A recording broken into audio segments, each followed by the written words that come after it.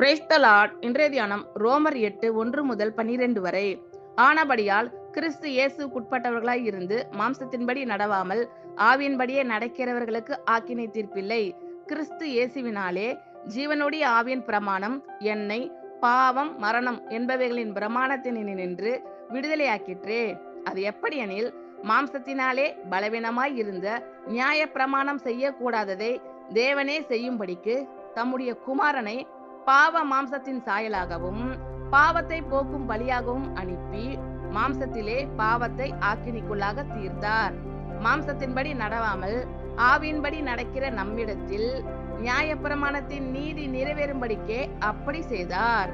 அன்றியும் மாம்சத்தின்படி நடக்கிறவர்கள் மாம்சத்துக்குரியவைகளை சிந்திக்கிறார்கள், ஆவியின்படி நடக்கிறவர்கள் ஆவிக்குரியவைகளை சிந்திக்கிறார்கள். மாம்ச சிந்தை மரணம், ஆவியின் சிந்தையோ ஜீவனும் சமாதானமும் ஆம். எப்படி என்றால், மாம்ச சிந்தை தேவனுக்கு விரோதமான பகை. அது தேவனுடைய நியாய பிரமாணத்துக்கு கீழ்ப்படியாமலும் கீழ்ப்படிய கூடாமலும் இருக்கிறது. மாம்சத்துக்குட்பட்டவர்கள் தேவனுக்கு பிரியமாய் இருக்க மாட்டார்கள். தேவனுடைய ஆவி உங்களில் வாசமாய் இருந்தால் நீங்கள் மாம்சத்துக்குட்பட்டவர்களாய் இராமல் ஆவிக்குட்பட்டவர்களாய் இருப்பீர்கள். கிறிஸ்துவின் ஆவி இல்லாதவன் அவருடையவன் அல்ல. மேலும் கிறிஸ்து உங்களில் இருந்தால் சரீரமானது பாவத்தின் நிமித்தம் மரித்ததாயும் ஆவியானது நீதி நிமித்தம் ஜீவன் உள்ளதாயும் இருக்கும். அன்றியும் இயேசுவை மரித்தோரிலிருந்து எழுப்பினவருடைய ஆவி உங்களில் வாசமாய் இருந்தால் கிறிஸ்துவை மரித்தோரிலிருந்து எழுப்பினவர் உங்களில் வாசமாய் இருக்கிற தம்முடைய ஆவியினாலே சாவுக்கேதுவான உங்கள் சரீரங்களையும் உயிர்ப்பிப்பார். ஆகையால் சகோதரரே, மாம்சத்தின்படி பிழைப்பதற்கு நாம் மாம்சத்துக்கு கடனாளிகள் அல்ல. ஆனபடியால் கிறிஸ்து இயேசுக்குட்பட்டவர்களாய் இருந்து மாம்சத்தின்படி நடவாமல் ஆவியின்படியே நடக்கிறவர்களுக்கு ஆக்கினை தீர்ப்பில்லை. கிறிஸ்து இயேசுவினாலே ஜீவனுடைய ஆவியின் பிரமாணம் என்னை பாவம் மரணம் என்பவைகளின் பிரமாணத்தினின்று விடுதலையாக்கிற்றே.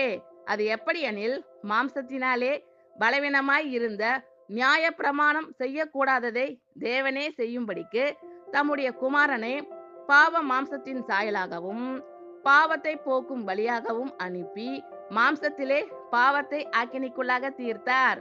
மாம்சத்தின்படி நடவாமல் ஆவியின்படி நடக்கிற நம்மிடத்தில் நியாய பிரமாணத்தின் நீதி நிறைவேறும்படிக்கே அப்படி செய்தார்.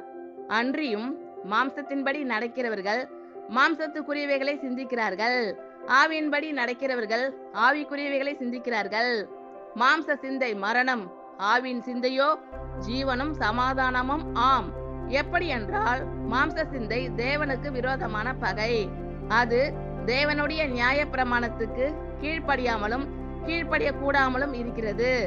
மாம்சத்துக்குட்பட்டவர்கள் தேவனுக்கு பிரியமாய் இருக்க மாட்டார்கள்.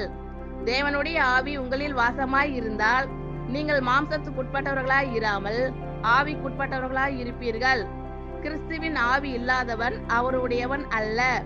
மேலும் கிறிஸ்து உங்களில் இருந்தால் சரீரமானது பாவத்தின் நிமித்தம் மரித்ததாயும் ஆவியானது நீதி நிமித்தம் ஜீவன் உள்ளதாயும் இருக்கும். அன்றியும் இயேசுவை மரித்தோரிலிருந்து எழுப்பினவருடைய ஆவி உங்களில் வாசமாய் இருந்தால் கிறிஸ்துவை மரித்தோரிலிருந்து எழுப்பினவர் உங்களில் வாசமாய் இருக்கிற தம்முடைய ஆவியினாலே சாவுக்கேதுவான உங்கள் சரீரங்களையும் உயிர்ப்பிப்பார். ஆகையால் சகோதரரே, மாம்சத்தின்படி பிழைப்பதற்கு நாம் மாம்சத்துக்கு கடனாளிகள் அல்ல. ஆமென். Thank you Lord. கர்த்தர் உங்கள் அனைவரையும் ஆசீர்வதிப்பாராக. God bless you all.